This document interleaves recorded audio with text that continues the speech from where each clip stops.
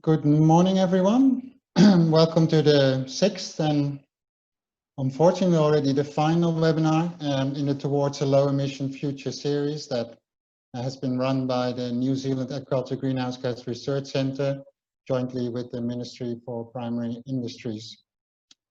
This particular session is titled Global Endeavour, and we're going to be looking at some global perspectives and collaborations and partnerships aiming to reduce greenhouse gas emissions. I'm your chair, Jeroen Dijkman from the New Zealand Agriculture Greenhouse Gas Research Centre. And let me just give you a few little bit of information on format and information for all your participants. So the recording of this session will be made available for future viewings via the website. And today we will hear the three presentations and then follow up with a question and answer session at the end of each of the presentations. Now, as the presentations are going on, please submit your questions and we will get through as many of those questions as we can. If you see a question that you like or agree with or that you also wanted to ask, then just please use the upvote button so we know this is a popular question and I will be able to prioritize that.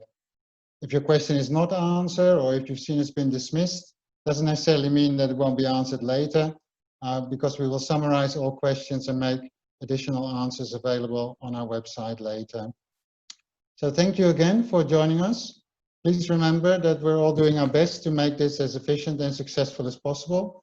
And I will quickly move now to introduce the first of our three presenters today.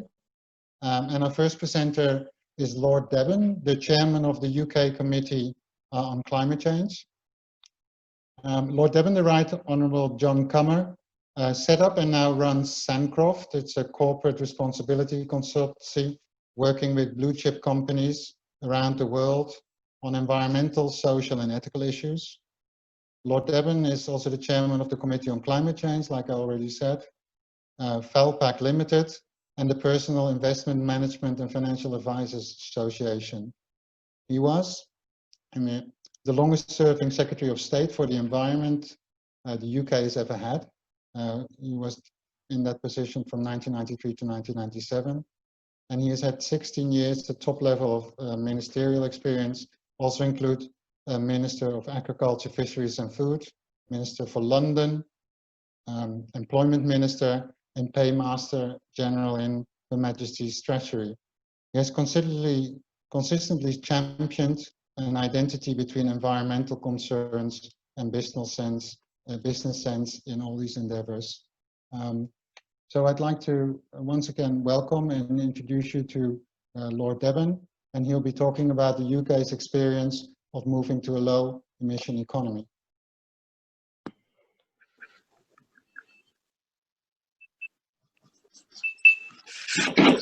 We're very fortunate in Britain because we have had this Climate Change Act, which I know is now paralleled in New Zealand. It's been in force now for more than 10 years.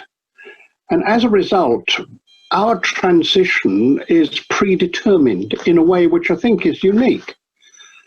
Because the Climate Change Act, which was an all-party act supported by every political party in the Houses of Parliament and opposed only by 8 people. I'm afraid they're the same 8 people who don't believe in climate change at all. But the rest of Parliament decided that what we needed was a mechanism whereby we made the decisions well in advance so that we didn't put them off. I think the big problem about transition is that there are 2 different timescales. There's the political timescale, the way in which all democracies have to have some means of renewing the mandate, or indeed taking the mandate away from a particular political party. And that means an election every 4 years, 5 years, whatever it is that you decide. But climate change doesn't work like that. You have to have a continuing policy, a program which goes on and on right the way through until you've changed the way in which the world works so that it no longer damages our climate. And of course, that means a different timescale from the democratic one. So what we've done in Britain is to say, we have the democratic timescale, but we also have another timescale, which is that we set 5-yearly budgets well in advance.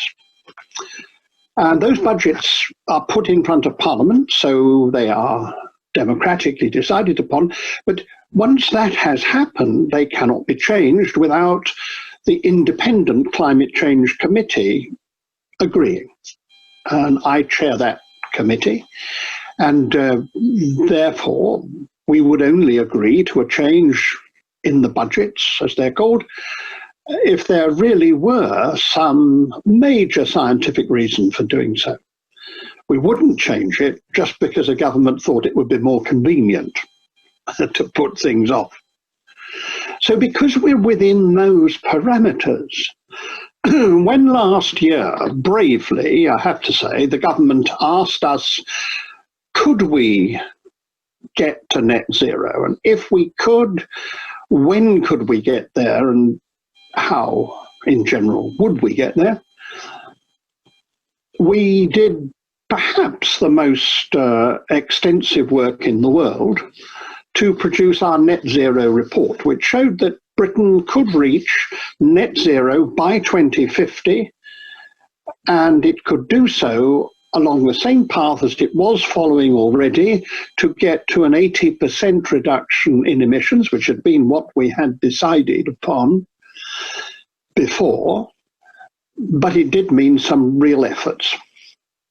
So perhaps I can concentrate for a moment on those efforts, but remembering that they are being made within a program which already reaches to the mid-2030s and will reach 5 years on to that, reaching almost 2040 when we produce our 6th carbon budget at the end of this year. But of course, that's important. It's quite a long way ahead. So Parliament seems to be able to look at it pretty objectively, because it isn't something they're going to have to face. The effects of it aren't going to be faced at the next general election. And that's how we've got that balance between the time that you need to renew a mandate for democratic reasons and the longer program which you have to fight climate change. So in that context, what is it that we have said we have to do? For we've repeated it again in our recent statement, because every year we have to report to the world as to whether the government has done its job properly. And we've had to do that in the context of coronavirus. And of course, in this issue after COVID-19, we had to say that any development and growth, any chance to restart the economy had to be done in terms of fighting climate change as well. Now, happily, that's the only way forward anyway. Happily, it's only by creating a sustainable society, a resilient society, that we can actually get out of the world's depression, which is what we have created in fighting COVID-19. And to do that, transition has to be really very fundamental.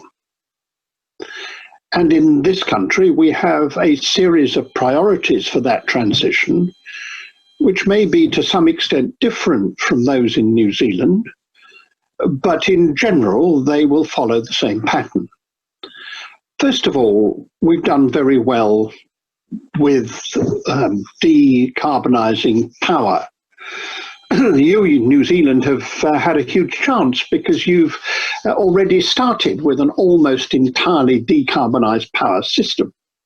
Indeed, when I was in New Zealand, I really had to be quite tough with some of the leaders of political parties who were thinking that they'd go over to diesel instead of electricity, that they would replace trolley buses, that they would do all sorts of things which would set New Zealand back. So you start with a huge advantage. We've had to work from a position in which we were producing our energy from coal and oil. We couldn't have had a worse position. But because of the investment which the government has allowed and created into offshore wind, because of our investment into solar, we are now well on the way to decarbonising our whole electricity system. And that, of course, enables us to do a number of other things which become absolutely crucial. First of those is that we do have to have a decarbonised system for homes. Most of our homes, as to 80%, are heated by gas, and that we're going to have to change. So we are looking to get rid of the things that are standing in the way. So first of all, the replacement of boilers, which are gas boilers, probably by hybrid boilers. Won't get rid of fossil fuels entirely, but at least we'll begin the course using about 5% of the gas as a top up in our coldest of winters, and otherwise using air-powered pumps. Then in new houses, we're not going to be able to link them to the gas grid at all. That's part of the government's present policy. And then we've got to take the second of the big issues. If we can decarbonise our home heating, which will be very tough because so many of our homes are badly insulated. And you again have an advantage over that in New Zealand, because you have, many of your homes are much, much more recent than ours. But we're going to have much tougher regulations for new home buildings, because at the moment we're still building homes which aren't fit for purpose. Indeed, since the Climate Change Committee first warned of this, we've built 1 million homes which are frankly not good enough, not insulated enough, not ventilated enough, not dealing with any of the real issues that we now have to deal with. So that's our first priority, because it is now that we have decarbonised so much of the power sources, that it's now one of the biggest contributors to our emissions. And the second big contribution, of course, is transport. So what we're recommending, and what we think the government will accept, is that we insist that now there shall be no cars sold which are not electric after 2032. Originally, the government said 2040. Then the incoming government bravely said 2035. We've done the work to show that it can be 2032. And we believe that that's what will happen. But in order to get people to do that, of course, we've got to insist that people sell an ever-increasing proportion of their cars as electric cars. If we left it just to the market, what would happen would be nobody'd do anything until 2032, and then they'd say they couldn't do it because they hadn't prepared for it. So you've got to put that in place, just as you've got to make sure that house builders meet higher standards now, and then even higher standards in 2025, so until they really do deliver what they ought to be delivering. I'm a great believer in free enterprise and capitalism, but I'm also very suspicious of the power of occupancy. People who have got at the centre of a particular industry are very keen on defending their own position, and therefore they have to be pushed. Free enterprise competition is essential, but government intervention to set standards and to make companies think further than they would otherwise think, further than the tenure of the chief executive, further than the 5-year plan that they've got for their shareholders, in some cases further than the quarterly results. That has to be done by government. And it's partly because if government sets those standards and creates those parameters, then what happens is that because every firm has got to meet them, it becomes a matter of competition. if it doesn't set those standards, then the firms which try to meet what they see to be the best can be disadvantaged against their competitors who undercut them. So that's why you have to have government intervention. That's why we have to have government intervention to make sure that we've got enough charging points for all these cars that we're going to have. Why we have to have government intervention to make sure that the electricity supply is capable of handling this huge import of new demand, which will come from those hybrid boilers in people's homes and those electric cars which people will be driving. But the third big area, and one which is particularly important in comparison with New Zealand, is agriculture and land use. And when again I was in New Zealand, which I enjoyed so much, my wife and I had the most wonderful visit to your great country. And the thing we found there was that every time you talked about climate change, people immediately started talking about cows and sheep, and always talked about the problems of agriculture. And I used to say to them, stop talking about that and start talking about the fact that you could have 100% renewable energy because you're almost there. Start talking about the things you can do and do quickly. But of course, you do have to do something about agriculture. We all do. And we're doing that in Britain. It's going to be a very tough business. Our National Farmers Union have set a good example. They have a scheme which should, in their terms, reduce their emissions to net zero by something in the 2040s. It's a questionable argument, the way in which they do it. I disagree with a number of their proposals because I think that they need to go much further. And we are beginning to produce a program to help them do that. But that program will mean some very fundamental things. It will mean that we've got to think much more about the use of land to grow trees. It will mean that we've got to think much more about the quality of the soil, because at the moment our soil has been so degenerated by some modern farming practices that we're not sequestrating the carbon which the soil used to do and what it really has to do now.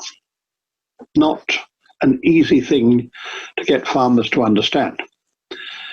But there's no reason why we can't have a system whereby farmers are paid by the market to sequestrate soil.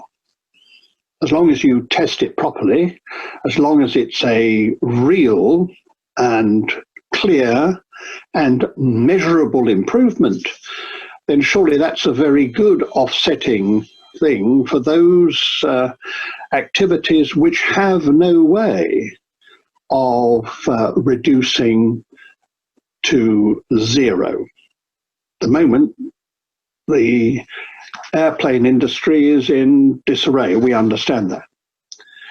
But there is no doubt that we haven't yet got a breakthrough which ensures that we could run aircraft without significant emissions.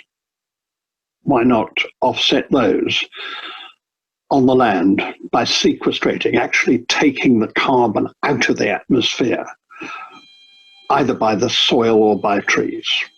We can do a lot more by the sea too.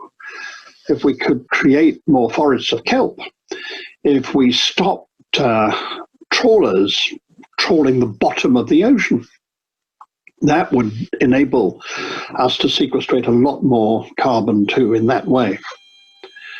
But it will mean also being quite serious about meat. I am a carnivore. I'm enthusiastic meat eater. I don't think that vegetarianism or veganism is the way forward. I think that we have bodies which are made to be omnivores. But we all eat too much, even in New Zealand. We all eat too much. And so we have suggested that part of what we have to do is to eat 20% less meat, but to eat better meat. New Zealand produces remarkable meat. But as we all know, there's an awful lot of bad meat production, particularly in the United States of America, where the whole purpose is total amounts, irrespective of the use of all kinds of mechanisms which are not satisfactory. It's not satisfactory to use growth hormones. It isn't a proper way to produce meat, to have feedlots and the like. So what we have to do is to accept that our meat eating should be less meat, but better meat. And in that way, we can release land to do what we need to do with it, which is to make that land more productive in the sense of reducing the carbon in the atmosphere. Now, New Zealand will have its own issues about this, and there are all sorts of ways through feeding and through experimentation that we can reduce the load of emissions which agriculture places upon the world. And my belief is that New Zealand could be the leader in this. It's a country which is supposed to be the convener of agricultural work in the world. You have such an advanced agriculture, and it so matters to you that finding ways in which you can continue to produce while reducing your emissions is going to be one of the most important contributions you could make to the rest of the world. And I end with that because I want to say one thing about New Zealand.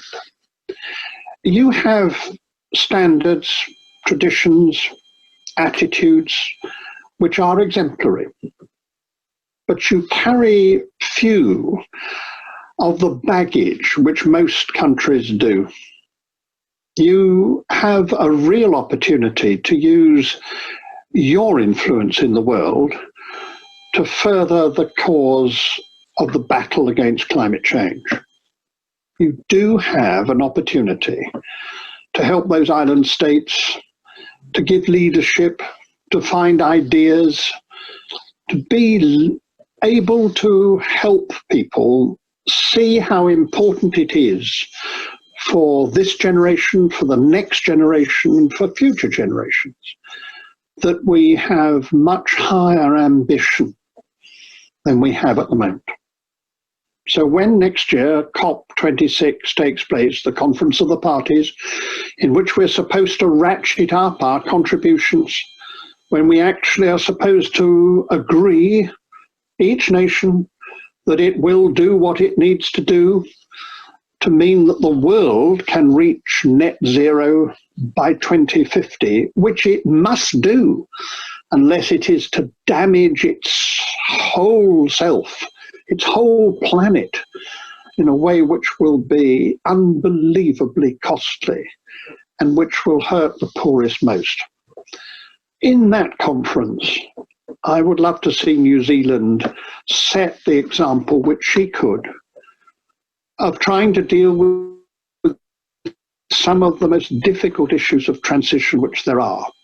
And perhaps the most difficult is to deal with land use and how farming makes its contribution to a world which doesn't allow warming to reach over 1.5 degrees more, and therefore protects us from disastrous climate change.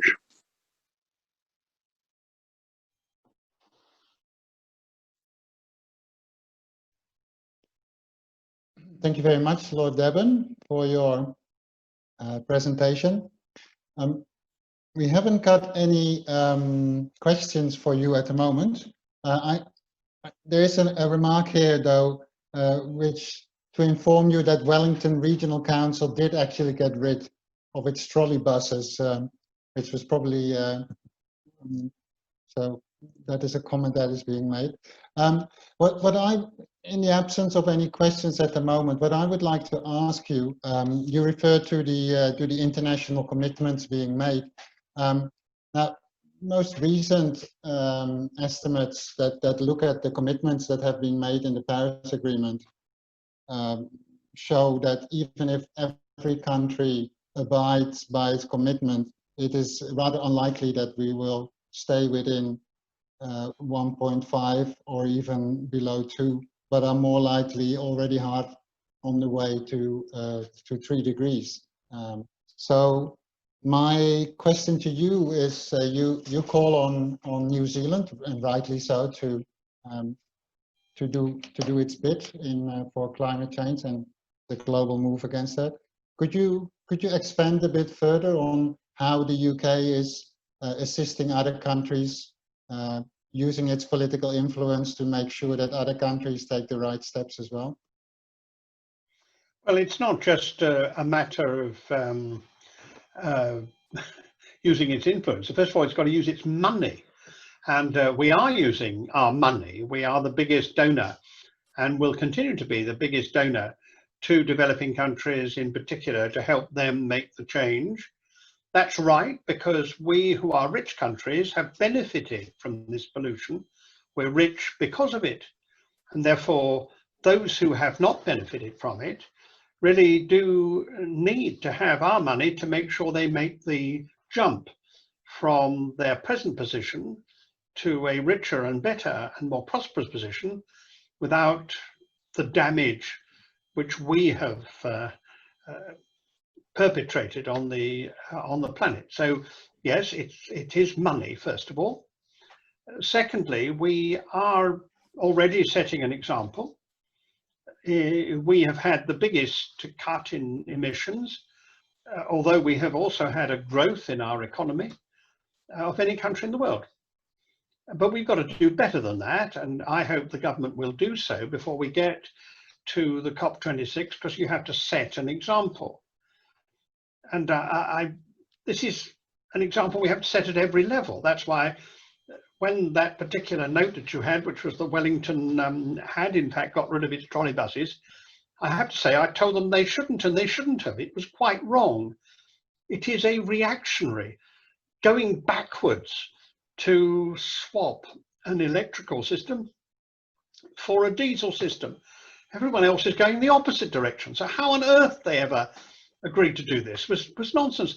We've all of us got to take these steps. It's not just the big steps, not just the money that we put out or the decisions that great countries make. It's the decisions that each local authority makes, each state makes, each individual makes, that really will make the difference.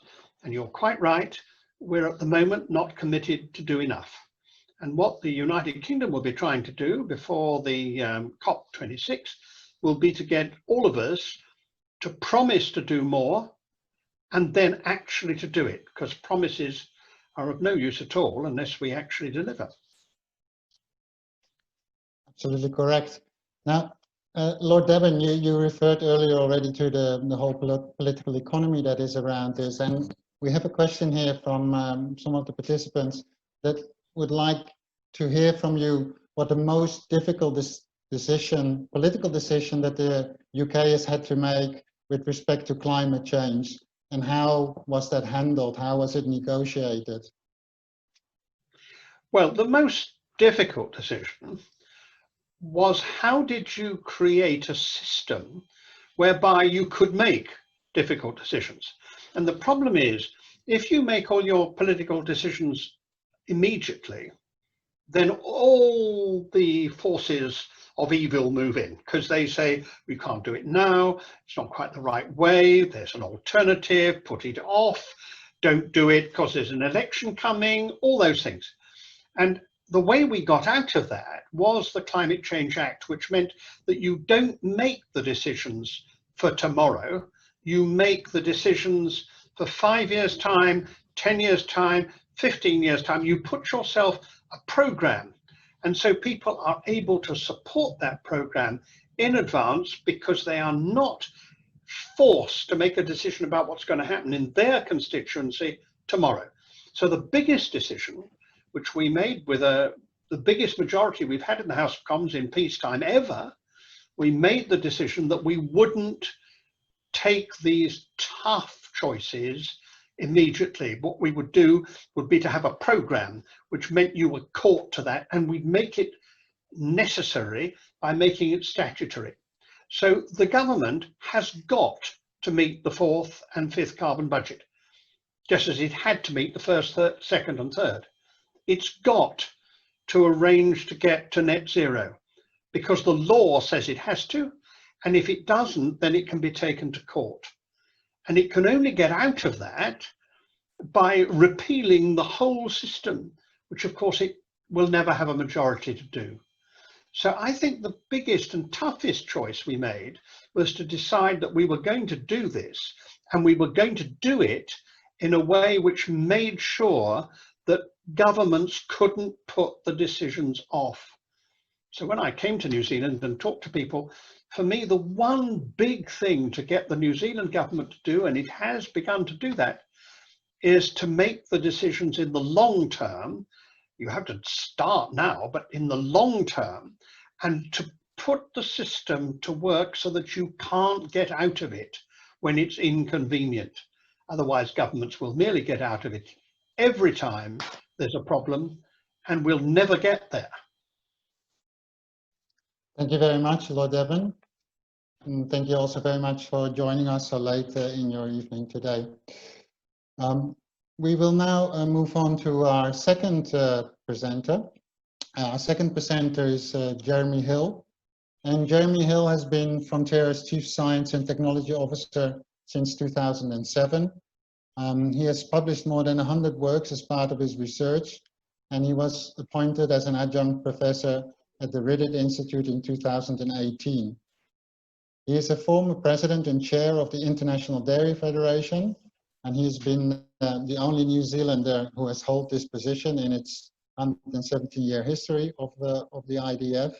And he oversaw the signing of the Dairy Declaration of Rotterdam in 2016, which is a commitment, as you all may know, for sustainable and environmentally friendly dairy production. Jeremy has a doctoral PhD, which he did on liver metabolism, and he was recently appointed as a member of the New Zealand Order of Merit in the Queen's Birthdays Honours List. Jeremy is going to talk about Frontiera's global markets and sustainability responsibilities. Jeremy, the floor is yours. Thank you. And firstly, I'd like to compliment Lord Devon for his points he made. And I think I'll start with that around global leadership. I think the real opportunity for New Zealand and for Frontiera to contribute in this respect is in this global leadership in agriculture. I think it's in three areas. It's in helping with and accelerating the development of some of the technical solutions. It's certainly around implementation of solutions in what is a difficult system.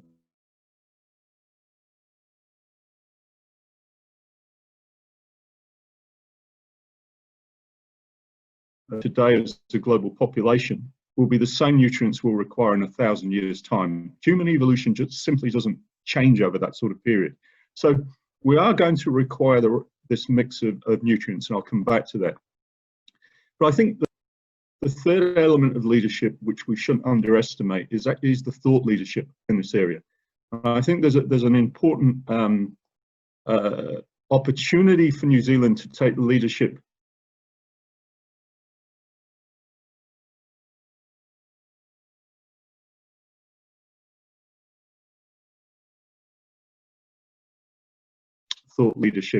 in helping other countries reduce their emissions. So I really want to talk about the opportunity for low emissions milk and animal products, and actually the imperative for those.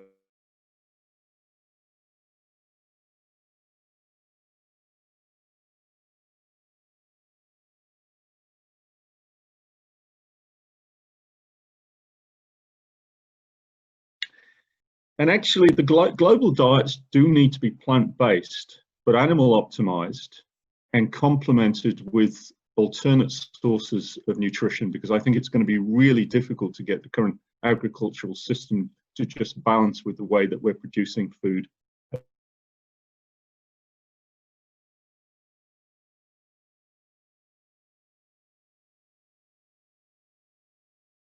the Rudet Institute, we've been developing some models to help demonstrate what the role of various agricultural production systems are in the production of the nutrients we need.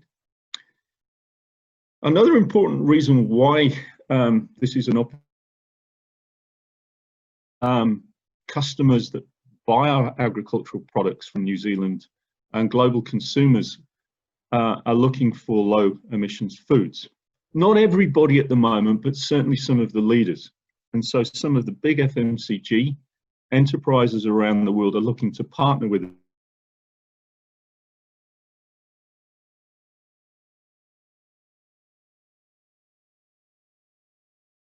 try and offer low carbon foods to their consumers.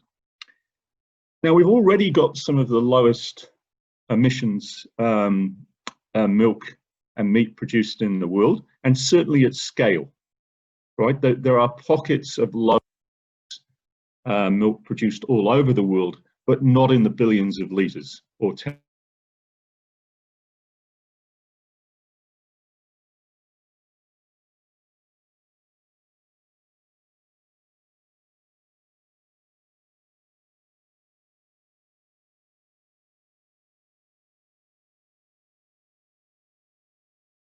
than the global average for per litre of milk.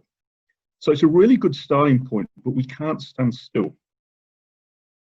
And another really, really important reason why this is an opportunity is it's definitely the right thing to do. At the moment, I believe that food's responsibility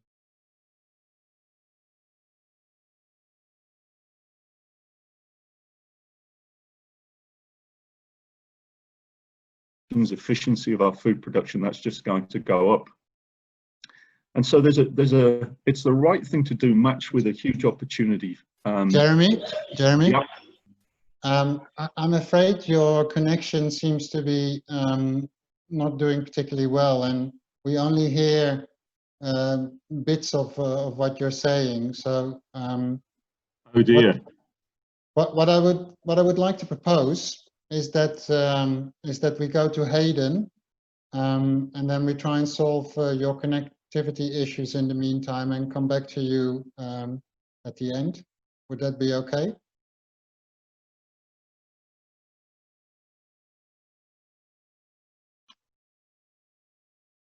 Okay, very sorry about that. Jeremy seems to be having some connectivity issues. What I'd like to do though is whilst we try and resolve that, we move on to our third speaker of the morning, and that is Hayden Montgomery. Now, Hayden is the special representative of the Global Research Alliance on Agricultural Greenhouse Gases. From 2013 until 2016, Hayden was New Zealand's ambassador to Argentina, Paraguay, and Uruguay. And prior to this, he worked extensively on climate change policy, including as the lead negotiator for agriculture and forestry for New Zealand in the United Nations climate change negotiations. And he was also at that time a special advisor based in the New Zealand Embassy in Paris, France. Hayden this morning is going to talk to us about international partnerships, and specifically about the Global Research Alliance on Agricultural Greenhouse Gases. Hayden, the screen is yours, not the floor anymore, the screen. Thank you, Jerome. I've just shared my screen. I hope that's, I'm just about to share my screen. I hope that's working. If you could just confirm that before I start. That's working. Great, thank you. Well, thank you very much for the opportunity, and good morning and good evening to everybody watching. I'm going to discuss the Global Research Alliance on Agricultural Greenhouse Gases and explain some of the work that New Zealand and other countries are doing through that forum. But before I do, I'd like to talk about the context in which we are operating.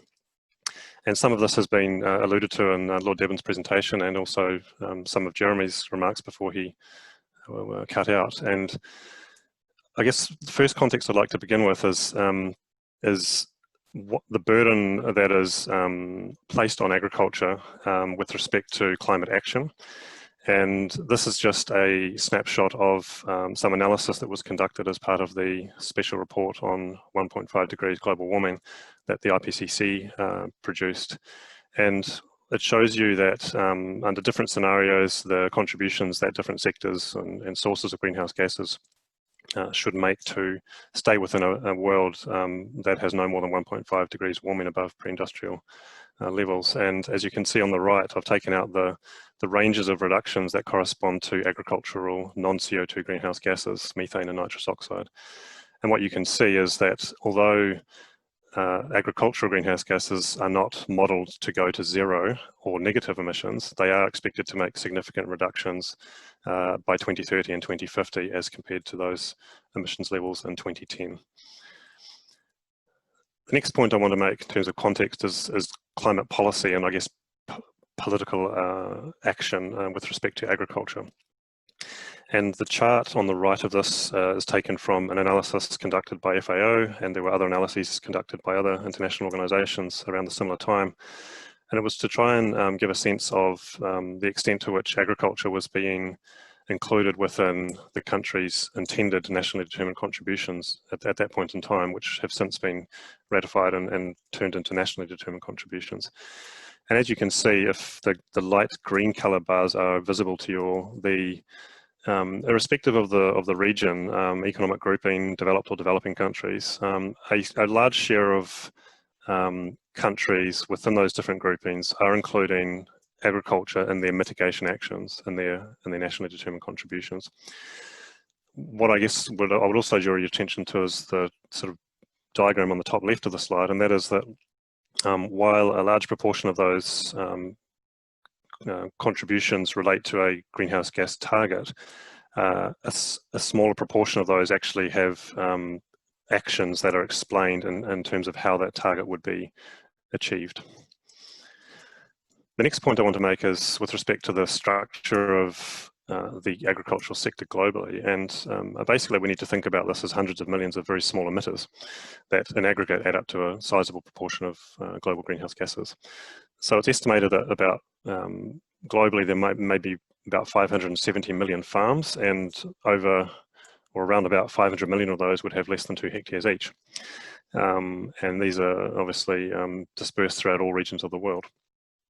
The next point I want to make here is that agriculture, although smallholders individually are small emitters, when you add up their contribution globally, they are themselves responsible for a sizable share of greenhouse gases. So you can see about a third or just under a third of direct greenhouse gases from agriculture, and then also land use change attributed to those smallholders. So it's not just an industrialized agricultural issue, it's a global issue. And the final point is that unlike other sectors where technology is concentrated in few sort of upstream companies, with agriculture it's not, and we don't have the luxury of a few brands or manufacturers that can just rapidly disperse technology throughout the whole sector. So we have to work with every farmer basically to make this possible. In terms of the capacity and capability we have to respond to these challenges, still, despite the attention that's been placed on climate change, there is a scarcity of capability and capacity in many parts of the world, and so we need to place great attention in developing that pipeline of talent from secondary school, university, through to then the science community and policy community. We also need much more research infrastructure to actually allow us to undertake the work necessary to provide the evidence base for action. In terms of agricultural emissions, as I've mentioned, they are coming from a very large number of small emitters, but they're also biological in nature, and so they vary significantly in time and space. And I would say, irrespective of whether you talk about developing or developed countries, we still have a fairly significant challenge to get good data in order to base our policies on. And so we've done some work with partners that looked at livestock greenhouse gas emissions, and at that time only 5 of 140 developing countries could actually routinely capture livestock greenhouse gases in their national greenhouse gas inventories. And if we looked at some work done in the EU, when it compared different mitigation actions that were being promoted through the Common Agricultural Policy, or could be promoted through the Common Agricultural Policy. Only 5 of 22 could actually be routinely captured within the reporting frameworks of those EU member countries. So again, it's not just a developing country issue. Every country grapples with this challenge of quantification. The other point I'd make is that climate change will make the job even more difficult. As we expect many regions to become drier and hotter, it will become harder and harder to retain soil organic carbon in the soil. We also have effects of increased carbon dioxide concentrations in the atmosphere and the impact that has on the quality of crops and forages that humans and animals consume. And then we also see quite significant impacts on yields, and we've already seen these in vulnerable regions, and this will be exacerbated under climate change. And the final point here is that agriculture is not just about food. There's more and more demand being placed on agriculture to deliver solutions to lots of problems. So the whole idea of carbon sequestration, carbon capture and storage, the land is being seen as an answer for offsetting other sectors' greenhouse gases, as we heard earlier. So this is creating significant competition for land. And while there are synergies between mitigation actions and the other Sustainable Development Goal objectives, these are not automatic, and they do require quite serious policy coordination. So in terms of the role of the Global Research Alliance, the GRA, as we say for short, has been and it's been around for about 10 years. New Zealand was a leading country in the establishment of the GRA, as Lord Devon mentioned, New Zealand's role in convening others, and we certainly take that very seriously. Today we have 62 member countries from all regions of the world, and we work principally through 4 research groups that focus on livestock, paddy rice, croplands, and then a cross-cutting group looking at soil and measurement. And through these groups, our members and our partner organisations basically use this GRA forum to scale up resources, identify shared priorities, and then mobilise those resources to achieve those priorities. We have produced a lot of different products, and we've had lots of different activities and collaborations over the years, and I won't have any possibility of talking about all of them today, but I will highlight some of the different things we do. In terms of our current leadership of the GRA, what we have is a council of all members, and we have our research groups. And the way the council runs is we have a rotating chair and vice chair structure. And as you can see in the box in the centre of the slide, you'll see the previous council chairs. Currently, Indonesia is our chair and Australia is our vice chair, and we'll assume the chairmanship of the GRA in 2021. The other coloured countries are those countries that jointly lead our research groups. So you can see the US, Spain, Brazil and croplands, New Zealand, Ireland and the UK and livestock, Senegal, Uruguay, Japan and rice paddies, and France, Australia and Canada lead our integrated research group focusing on soils and measurement. Well, in addition to our member countries, we have a number of partnerships, and we try to make these partnerships active. And as you can see on the collection of logos there, we have a range of different sorts of partners. Some are other research initiatives that have similar or overlapping research agendas, like, for example, the CGIR or the FACCE, F-A-C-C-E JPI, the FACCE JPI in the bottom right.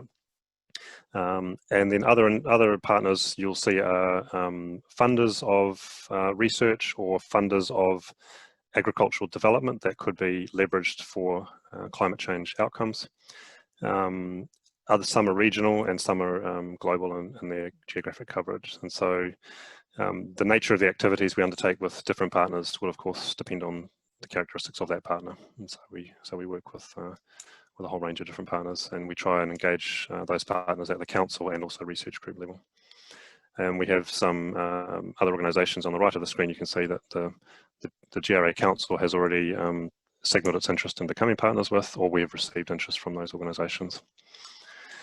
Now, in terms of some of the work that the GRA does, this is, as I said earlier, just a snapshot of some examples, but I think some of these are very good examples of the power of collaboration and the sort of science and innovation that we can mobilise through our very significant networks. So this slide is an example of a project that was led by one of our networks in the livestock research group, and it conducted a global census of ruminant microbiota, and it was trying to answer the question of just how different or similar are the microorganisms within the rumen of different ruminants globally. And the answer is some very good news for science, and that is that generally speaking, in all ruminants, irrespective of where they are in the world, there are some organisms that appear as major dominant groups. And so this gives us hope that there may be near globally applicable technologies possible to be developed. I wouldn't say that that's an easy development process, but certainly the target is there, and it does exist globally. Another big area of focus over the last 10 years, and I'd say this has been something we've done right from the very beginning, and was very, very important, and that is with respect to measurement. We've worked collaboratively across the different research groups, trying to ensure that the science that we promote or conduct is done at a high standard. And we have prepared technical manuals and guidance to support scientists to undertake those direct measurements of greenhouse gases in a appropriate manner, so that the results are actually rigorous. And you can see the guidebooks on the bottom. We've also worked globally to pull data to try to make that data publicly available, so that scientists can then improve their model capability and undertake calibrations of those models. And we've also worked in that science policy interface to create platforms and materials to share best practice and how countries are improving their national greenhouse gas inventories, and how they are resolving data challenges, and how they are creating sustainable national systems so that those emissions can be regularly reported at a high standard.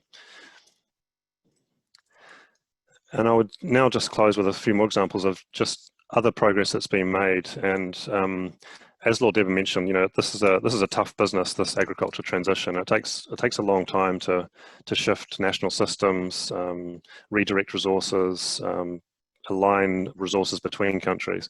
But we have seen a lot of progress, and without really singling out too many individual countries, we've seen across the membership the formation of national networks of expertise. We've seen much more connectivity between the scientific community and the policy community, and I would say a lot of that occurs in the greenhouse gas inventory, MRV area. We've also seen countries, while not necessarily been in a position to spend money internationally in science, they have certainly adapted their national research budgets to align with the priorities of the GRA and thereby the other members of the GRA. And we've also seen a great willingness to share lessons of they've learned with other countries, in the hope that others can more rapidly advance and learn from the experiences of others, good or bad. The shot there is just of a Spanish national system where they've described how their national network of scientists links with their own government, and then in turn through the GRA. But there are many other examples throughout the membership. In terms of regions, we've also seen a lot of action in some regions and over some time, and I want to highlight the Latin American Caribbean region in this respect, with one of our partners, Fontagro, which is a fund for agriculture, research and technology. And over a decade or more, we've seen the establishment of platforms of not only scientists, but rural professionals, policymakers, farmers, agribusiness, to address greenhouse gases from agriculture. There's been a lot of work in livestock and also work in rice that I'm at least aware of. And what that has meant through the fund of Fontagro, it has enabled climate change research, and specifically mitigation research, to be integrated into the research innovation agenda of the national agricultural research organisations of the member countries of Fontagro. And it's enabled, as a region, important capability to be built over the last decade.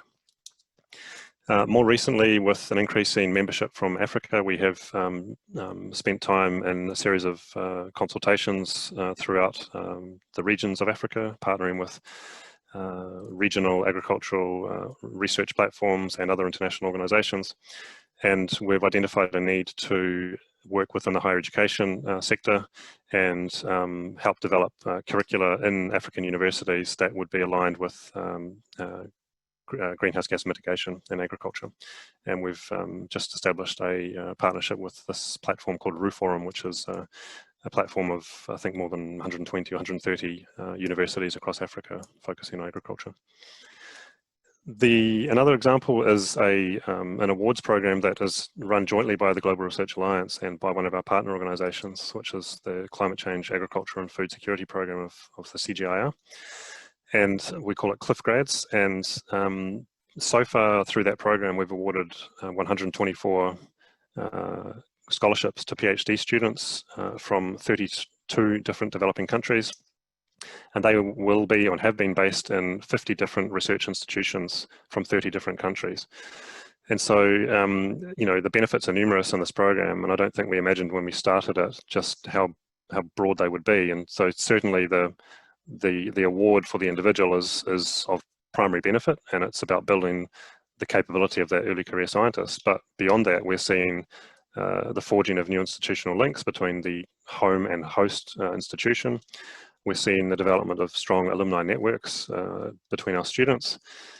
This in turn is also strengthening our GRA membership, because we are building a pipeline of new scientists within our member countries that we will then in turn connect to the formal member contact points. And through the connections between students and hosts, we're also seeing new research ideas or improved research, because they can look for ways to align their PhDs. We're working with farmers also, and we have a very good partnership with the World Farmers Organization. And over the years, we have held farmer study tours. And so far in the 5 tours to date, we have had farmer leaders from 20 countries that have participated. And we keep these groups in each of the tours relatively small, and we provide quality experience for farmers to talk to each other, to share their experiences, and also interact with the scientific community with respect to this topic of agriculture greenhouse gases. And the final example is with respect to research collaboration, and this is just one example of many, but we have over the years taken advantage of mechanisms within one region, in this case the European Research Area, the European Union, and we've been able to use the GRA as a forum to connect European research institutions with institutions from outside of Europe, focusing on greenhouse gases. And through these multi-partner calls and these collaborations, we've been able to leverage more resources, and we've created those connections between different regions, and we've also been able to conduct multidisciplinary research, which is always beneficial when you're trying to address this challenge. And so the final slide, just looking ahead, in terms of priority investments that GRA members have signalled their interest in making, and as a consequence of the consultations we've been making throughout our membership in terms of the needs, and also just some strategic objectives that we have. So, you know, we're all about accelerating action here to address climate change, and noting agriculture needs to play its part alongside other sectors. And so we, over the next 5 years, are developing our next strategic plan, and some of the actions and investments that will be made within that will be in continuing our awards and scholarships programs and expanding those as well. We will be looking to address the lack of critical research infrastructure in developing regions in particular. And so this is the idea of measurement hubs, where we can develop critical mass of capability that can serve a group of countries. We'll be scaling up investment in the mitigation research agenda across all subsectors of agriculture. And we'll be looking to work regionally to find efficiencies and scale in terms of resources. And I guess perhaps the better way to describe these is not regional, but systems research, where research in particular agro-ecosystems can be relevant to more than just one country, and the results can be shared widely. Then we hope to move to significantly improve greenhouse gas inventories in many of our member countries. We want to validate some of the scientific work in the field and give confidence to producers and to policymakers that this can work in practice, and not only does it reduce emissions, but it also continues to allow farmers to produce food and be profitable. And all of this, we hope, should contribute to improved policy development as the nationally determined contributions are updated over successive 5-year, 10-year periods. Just some objectives and I guess some key messages I would highlight, and that is there is a tension, and I think a growing tension, between the agricultural sector's role as 30 seconds. Yep, as a provider of nutrition, and also as a sector needing to contribute to mitigation, and of course a sector that is fundamental to livelihoods of the world's poor. We need to do better in internationalising our science investment to maximise efficiencies and facilitate collaboration. And by internationalise, I mean be prepared to spend money wherever the expertise lies, not just within national boundaries. I think there's an old adage, less haste, more speed. I use this quite a lot at work, and I think working within existing systems and providing evidence for action is a good way to move, and it probably will get us there faster than talking about catastrophe and emergency all the time. I think the co-benefits need to be emphasised, that it's not just costs, there are win-wins that can be achieved with care. I've mentioned the resources that are required. We need to scale these up in quantum, but we also need to think about long-term investment to give confidence to institutions to retain the human capability and also invest in infrastructure. And then I think finally, just we are making progress here also, but there still are silos between the research agencies, agriculture ministries, environment ministries, and development agencies, and we can do a lot better and move, excuse me, a lot faster by removing these silos. Thank you. Thank you, Hayden. You've effectively used your question time as well, but I'm still going to go to one or two questions that that have come from our participants, and they are technical questions, a few of them. Now, the first one, Hayden, you mentioned that a drier, hotter climate will reduce soil organic carbon.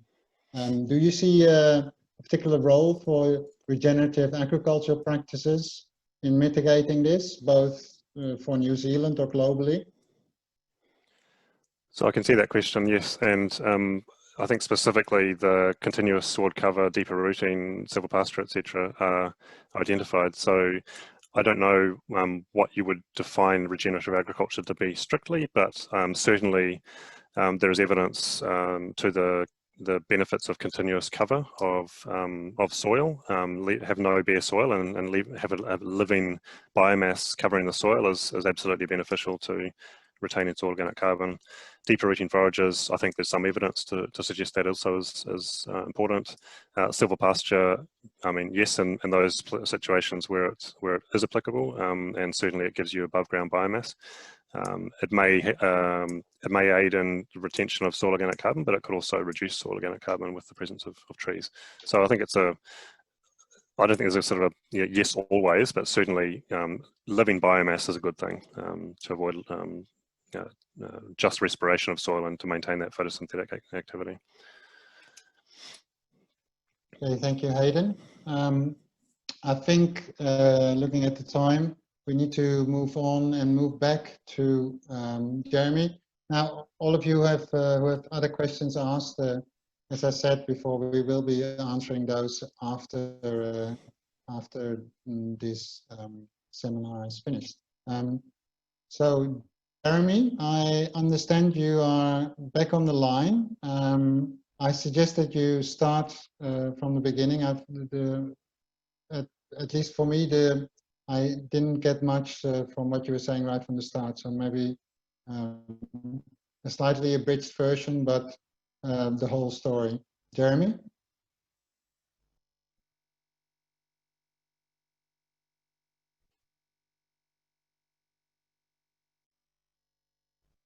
Via the phone on the computer. So could you connect my phone, please? Hello, can you hear me now? We can hear you, Jeremy. Hello? Please go ahead. Right. Thank you. So I'm going to try and keep this short. Obviously, apologies for the earlier problems, but I really want to talk about the reasons why there's a real opportunity for New Zealand and for a company like Fonterra. It starts with the fact that we need the nutrition that comes from the type of products that we produce. It starts from the imperative that we need to reduce agricultural emissions as an overall contribution to hitting our overall global warming targets. And it also comes down to commercial imperatives around many of our larger customers are looking for sources of low carbon nutrition. Now, we already start from an advantageous position, having relatively low carbon emissions in the milk and meat that we produce. We can't take that for granted, and also we should be looking at continuous improvement. I think the setting targets is great, as it brings some focus as to the sorts of levels of improvement that you need over particular timeframes, but I don't think we should just aim for particular reductions as the final word. There's always an opportunity to improve. But what I wanted to also say is that we have a particular challenge, because many of the challenges that we're facing in reducing agricultural emissions relate to some of the points Hayden was talking around, you know, the biology being such a large contributor, and it's hard to change. And at the moment, it would be fair to say for ruminant-produced nutrition, there are limited solutions. There are some significant improvements that can be made in the efficiency of the systems that we're using at the moment, but ultimately, they're only going to take us so far. And if you're already an efficient producer, as is in the case of New Zealand animal-based nutrition, then the sorts of improvements are in the 10 or so % range. They're not in the you know, the 20s, the 30s, the 40% ranges that we're really looking for. And so we need advanced technology to step in here. And this is where we think we can help contribute as a company. We can benefit from the implementation of that technology, but we can also scale it and accelerate it to the points Hayden was raising as well. I think it's really important that we are able to both accelerate the implementation of these technologies and scale them. In Fonterra, with 10,500 farmer suppliers in New Zealand, is in a good position to help do that. But first and foremost, we need those solutions. And it's why we're working on a range of opportunities to reduce emissions and a range of mitigation technologies, a couple of in-house technologies that we're developing, but a whole range of partners that we're working with externally as well. And none of those are quite at the stage where we would have confidence that implementing them today would result in a significant reduction. So we're putting a lot of effort into working with our partners to help get those technologies to a stage where we can improve the confidence that they will make a big enough difference. And then we're keen to accelerate the implementation of those technologies. And we've got large customers that will be looking to partner with us if we were to be able to do so. And we believe we can benefit significantly from that in terms of commercial opportunities. Perhaps to some extent in terms of the margins that such products can command, but certainly in terms of if you want demand or continuous supply from New Zealand into markets over the longer term, that we've got a leading position in terms of our carbon efficiency. So I think it's the right thing to do for a company like Fonterra. It's an imperative because we need the nutrition, and we believe that there are some commercial advantages that will come with doing so. There's quite a lot to do, though, in terms of technology development before we'll be in a position where we'll be confident that there is a solution that's going to make a big enough difference at the moment. So that's a key focus at this point in time. There's a lot of hype out there in some of the technical solutions that have been promoted. We're looking for the ones that really do have high potential. Thank you. Thank you very much, Jeremy. Very short and to the point, which means that we can ask you a few questions. Jeremy, I'm sure you can read the question pane as well on your your screen if you're still connected. But you mentioned Fonterra's commitment to reducing its carbon footprint of its production. One of the questions here that's being asked by the participants is your use of coal to fire your drying, your milk powder plants, and how Fonterra will address that in its general efforts to reduce its carbon footprint. Yep, so we've made some commitments around moving to renewable sources of energy. It's not a simple task in New Zealand, depending on where our dairy processing plants are. It's easier for some than others, but certainly we will be looking at all options to use renewables, or it be that if you want wood, or even electricity down the track. But it's going to be a transition, but it's one that we've committed to.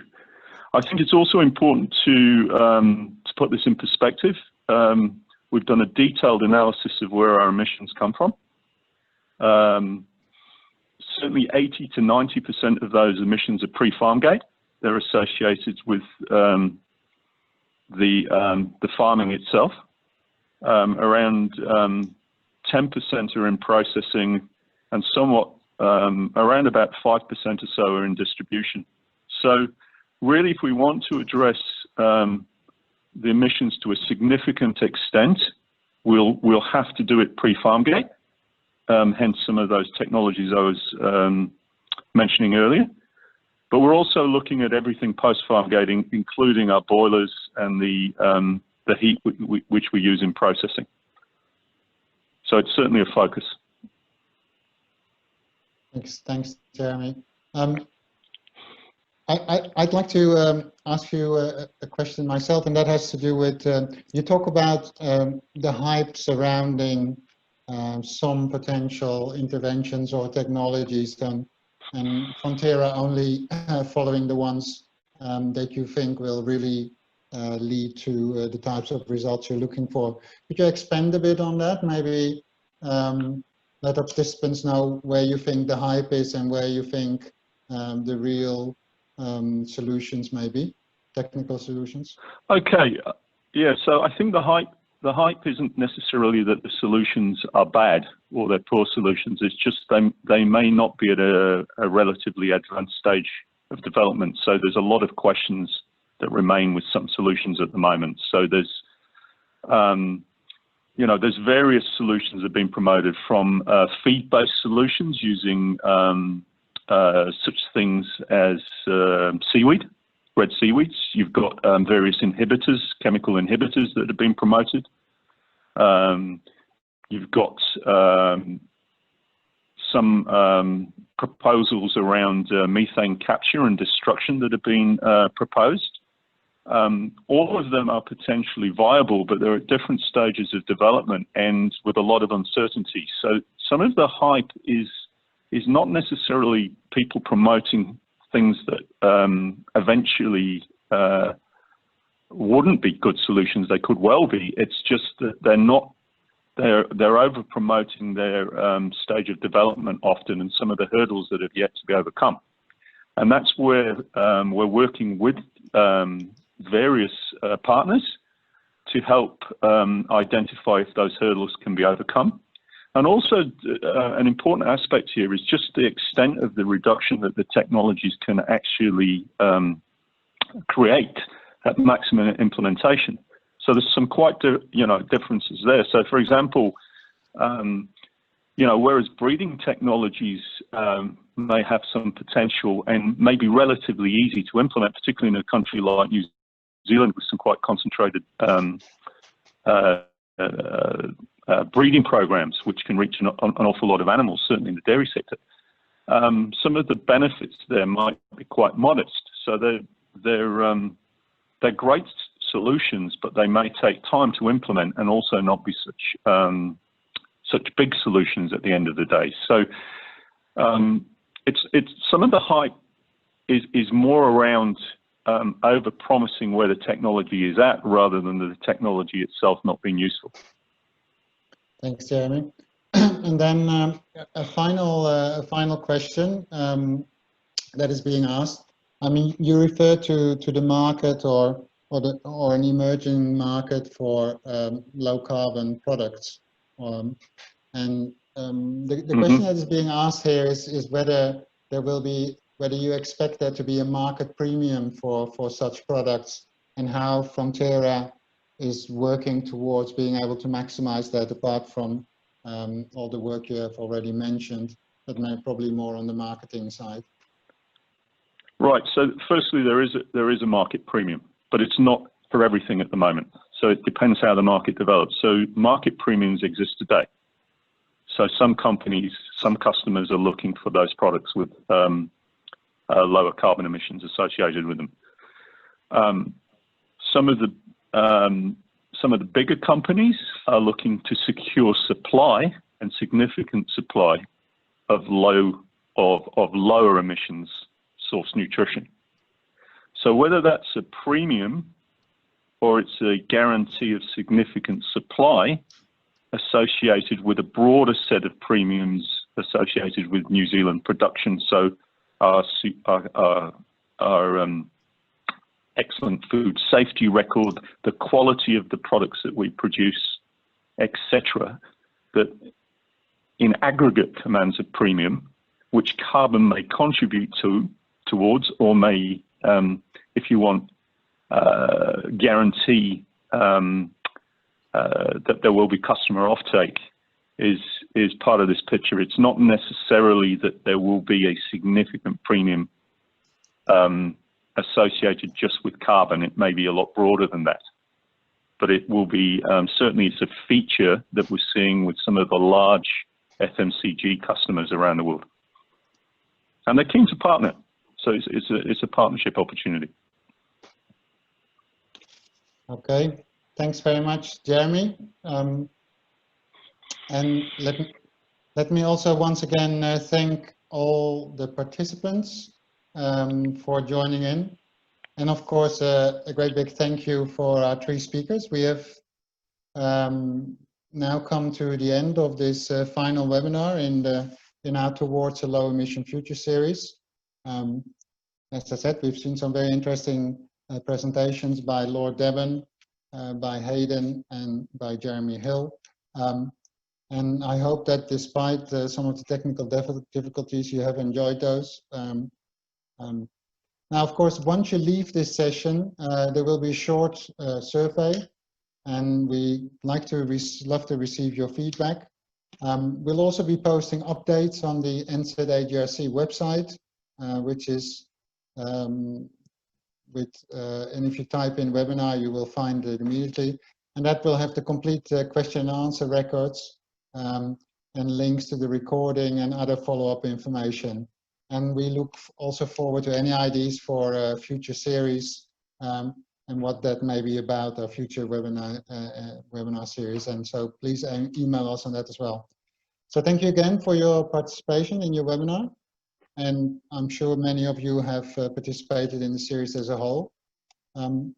Obviously, in the current circumstances, it's been a new way of working for us, and it's been great to hear from such a broad range of speakers today, but also in the other webinars on a broad range of agriculture, greenhouse gas related topics.